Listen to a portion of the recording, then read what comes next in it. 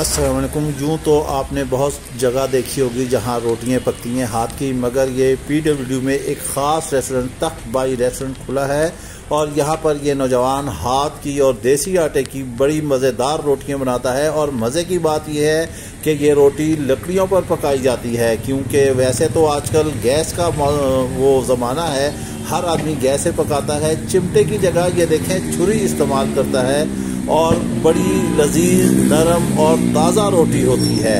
ये इससे भी बड़ी रोटी बना लेता है, इस पूरे तवे जितनी। ये यहाँ पर जो तख्त बाई रेस्टोरेंट है, आपको हम नेक्स्ट सिटिंग में दिखाएंगे कि यहाँ का चप्पल कबाब भी जो है वो बड़ा मशहूर है और दूर दूर से लोग यहाँ से आते हैं।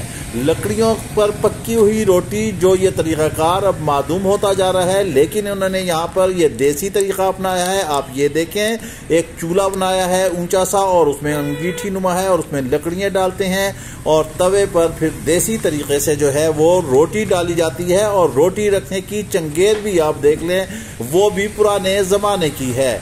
ये दोनों हाथों से रोटी डालते हैं और बड़े घुमा के, और ये रोटी बड़ी लजीज होती है। ये देसी आंच है, कोई गैस नहीं है, कोई कुछ नहीं है। लकड़ी से चूल्हा गर्म किया जाता है, पहले तवा गर्म किया जाता है और यहाँ पर फिर वारी नहीं मिलती, क्योंकि ताज़ा ताज़ा बल्कि कड़क से भी ज़बरदस्त ये रोटी होती है।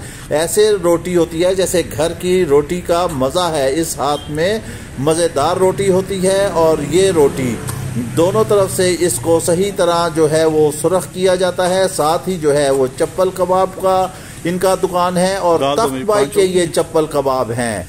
ये एक कस्टमर हैं जो उनकी रोटी लगाने के लिए आए हैं। अब उनकी रोटियां जो हैं वो पूरी हो चुकी हैं।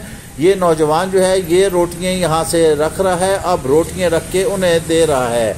बिल्कुल घर जैसी रोटी का मज़ा है, जैसे हाथ की रोटी होती है उसी तरह ये रोटी है। आप चाहें तो यहाँ आके लज्जत ले सकते हैं।